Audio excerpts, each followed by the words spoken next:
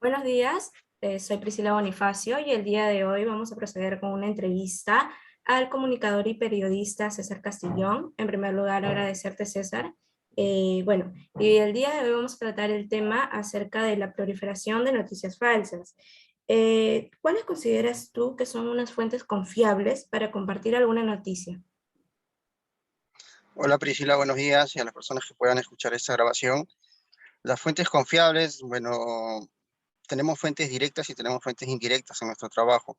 Generalmente nosotros nos basamos en informaciones oficiales que brinda alguna entidad, ya sea la policía, municipalidad, gobierno central, gobierno regional.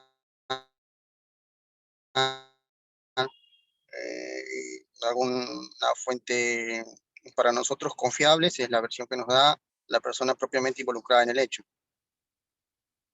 A eso me refiero yo con las fuentes que considero para mi trabajo confiable.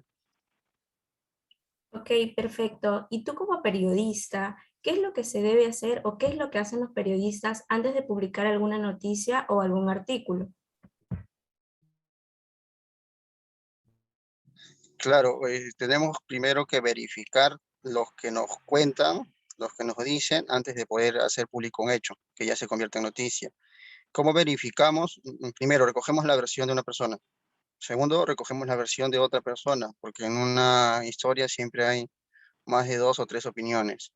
Vamos recopilando toda esa información y a raíz de esa información que ya tenemos de todas las fuentes involucradas, ya podemos realizar la publicación de algún hecho noticioso. Ok, y ahora abordando un poquito acerca de las redes sociales, ¿consideras tú que este se ha convertido en algún medio de comunicación, un medio de comunicación más, un medio de información? Definitivamente que sí. Los canales oficiales del gobierno central, por ejemplo, están en las redes sociales. Twitter, por ejemplo, están tuiteando en cada momento los ministerios, presidencia, Congreso, e incluso los canales. Bueno, y eso es de acceso público para una gran parte de la población. Pueden acceder entonces a contenidos que se dan mediante este tipo de plataformas que han surgido hace poco y que están relegando de repente a otro tipo de medios. Ok, y también debemos tomar en cuenta las fechas de publicaciones de cada noticia. ¿Tú consideras que verificar la fecha es importante y por qué? Sí es importante porque no podríamos brindarle a la población un hecho. Las noticias, para empezar, son hechos recientes y no podríamos brindarle a la población un hecho pasado, salvo que estemos trabajando un informe periodístico, salvo que estemos trabajando una crónica, un reportaje. Podríamos ahí hablarle de situaciones que han pasado. Pues te cito, por ejemplo, el caso del terremoto que hubo en el 2007, por ejemplo, ¿no? Podríamos volver a ese tiempo y ir contándole la historia a la población de cómo pasó y de cómo se ha levantado la ciudad hasta el momento. Y por eso, fundamentalmente, sí se suele mencionar cuándo ocurrió en los artículos periodísticos que se hacen públicos. Ok, en este caso sería para remontar algo que ya sucedió y que quieren verlo en la actualidad, ¿verdad? No necesariamente, porque podría ser de un hecho que ocurrió, un accidente que ocurrió esta noche, la noche de ayer, por ejemplo, y también deberíamos decir que fue ese día, ¿no? La hora, un asalto ocurrido hace 30 minutos en un banco determinado, por la modalidad de marcaje, por ejemplo, ya estamos citando el horario, incluso el lugar y todo lo demás, ¿no? Ok, César. Y en cuanto a las noticias falsas, ¿por qué crees tú que estas se propagan mucho más rápido que las noticias verificadas? Lamentablemente no existe un buen filtro y hay muchas personas que utilizan las plataformas digitales para, de alguna manera, tratar de informar a la población, pero los contenidos que ellos brindan no son tan verídicos como se da. Y el título a veces que le ponen a sus publicaciones genera ese tipo de atracción de parte del usuario. y de esa manera, bueno, como que se va proliferando más, se va compartiendo y se volvió una cadena de repente, ¿no? Justamente entrábamos a este tema, el título, las portadas, las fotos en las noticias, ¿crees que sean de total atracción para estas personas? Claro, claro, Priscila, e incluso para nosotros los periodistas, en un medio televisivo impreso las imágenes valen mucho. En este tipo de publicaciones tendenciosas que se hacen en redes sociales que muchas veces no tienen credibilidad, también se usan títulos cortos y títulos llamativos. Se usan también imágenes que algunas veces incluso hasta pueden herir la susceptibilidad de las personas y se publican, se comparten y se comparten. Y esto influye todavía más para que la publicación siga creciendo y se siga expandiendo por la red. Y en algunos casos, pues no se trata de una información real. Ok, y tú como periodista en algún segmento, no sea espectáculos o quizás político, ¿cuál consideras que es la figura pública ahora del momento, ¿no? Que pueda traer alguna información, alguna noticia falsa, alguna fake news.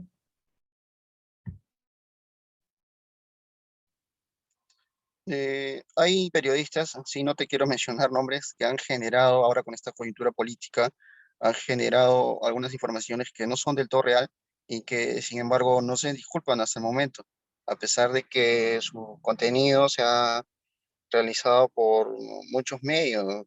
No solo el canal por el que ellos utilizan, sino también se han replicado en otras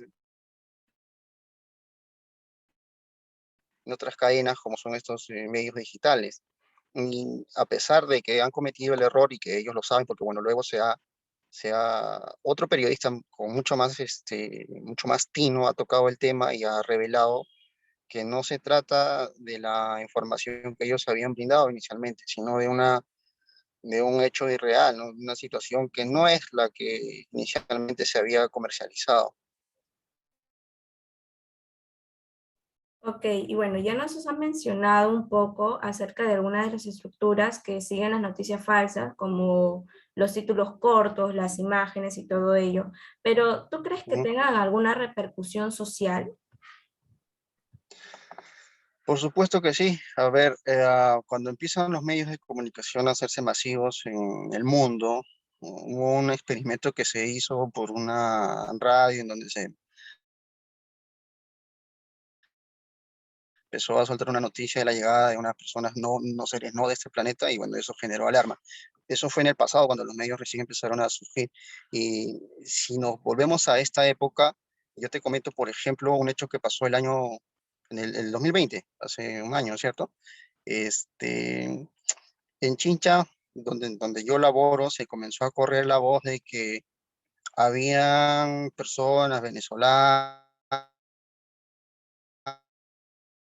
y personas nacionales que estaban cometiendo asaltos en un distrito de acá, en Grosio Prado, por mencionarte. Y luego este mismo grupo se había ido hasta Sunampe. Y luego este mismo grupo se había ido a Chincha Baja y luego a Pueblo Nuevo.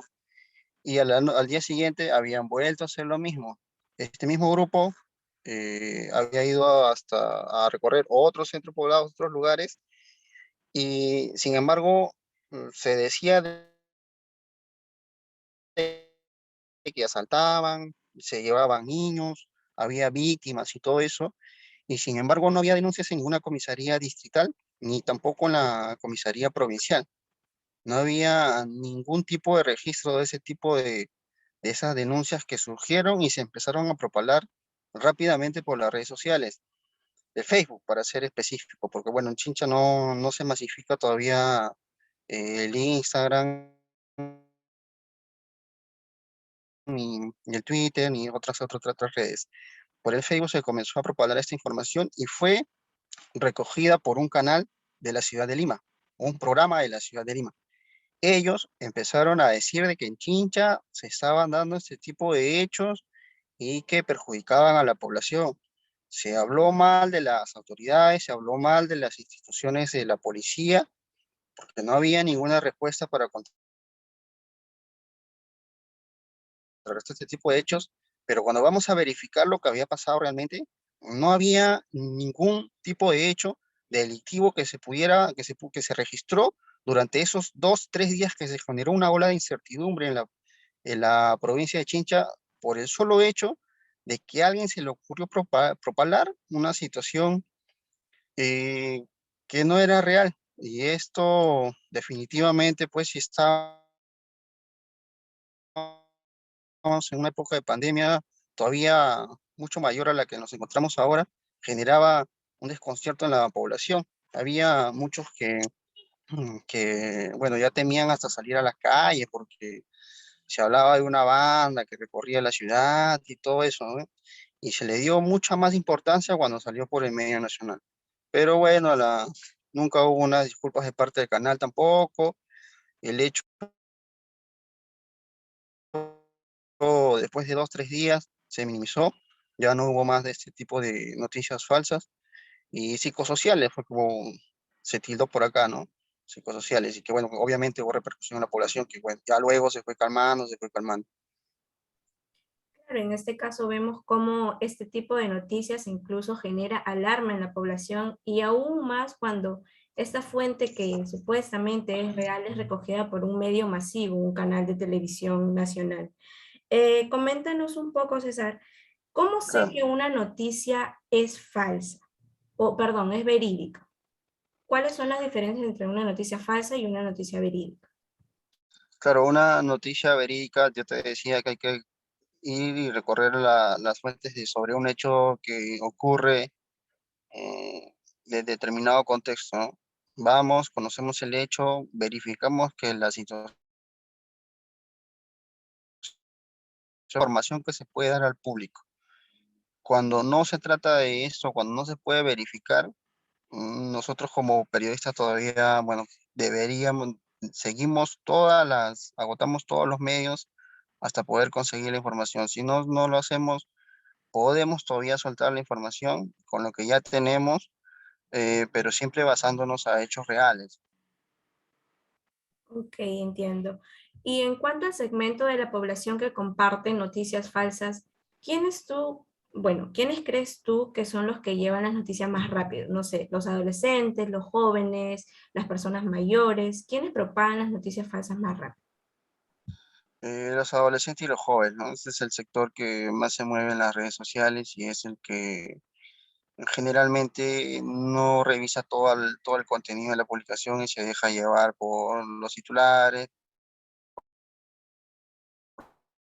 la imagen y ellos son los que generalmente están compartiendo todas las publicaciones, ¿no? Y bueno, esta pregunta también te la queríamos hacer. ¿Tú consideras Ujú. que el nivel de educación también ayuda a que estas noticias se extiendan más rápido? ¿Tiene que ver algo el nivel de educación? No siempre, Priscila, porque si nos fijamos un poco en las condiciones económicas, las personas de los sectores altos, por así decirlo, son los que tienen mayor acceso a la información y son los que tienen mayor, mayor contacto con las redes sociales y las personas de bajos recursos casi no tienen este tipo de facilidades tecnológicas, así es que no te podría dar un porcentaje. En algunos hay limitaciones y en el otro lado las tienen, ¿no? Claro, en este caso es un punto muy abstracto, ¿no? En cuanto a las medidas de solución, ¿conoces alguna medida de solución que pueda apoyarnos en este problema?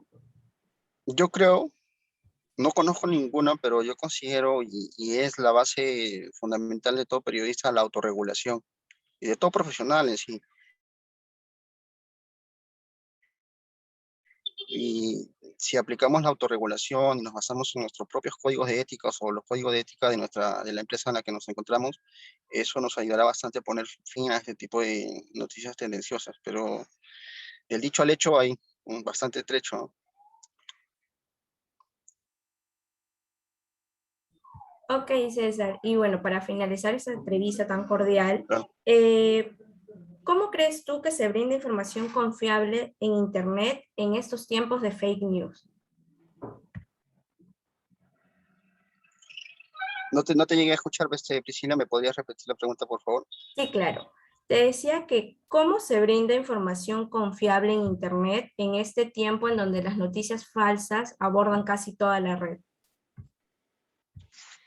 Eh, Existen medios grandes, medios de circulación nacional que brindan informaciones confiables. Y ellos, esos son generalmente son las fuentes de información también para los periodistas locales, como en mi caso, por ejemplo, para poder verificar un hecho, nos ayuda bastante.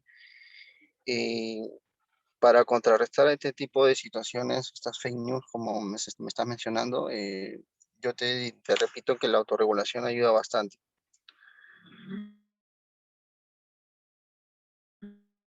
Es la que le brinda a su usuario, ¿no? Lamentablemente no se practica en muchos lugares y la presencia de las redes sociales como que nos debilita un poco en estas situaciones en la que todo el mundo o la mayoría de personas puede tomar un teléfono y publicar un hecho sin ni siquiera haber verificado de lo que se trata. Simplemente algunos tienden a tomar una fotografía, publicarla, poner un título y ya con eso dicen ser comunicadores sociales o incluso periodistas, ¿no? Ese es un gran reto que los verdaderos periodistas deben de enfrentar y desacreditar, desacreditar estas publicaciones tendenciosas es una de las tareas que deberían de ejercer las personas que siguen esta carrera de vocación. Ok, César, estamos muy agradecidos porque hayas aceptado nuestra entrevista y bueno, muchas gracias por todo. Cuídate. Claro, Priscila, hasta luego, saludos.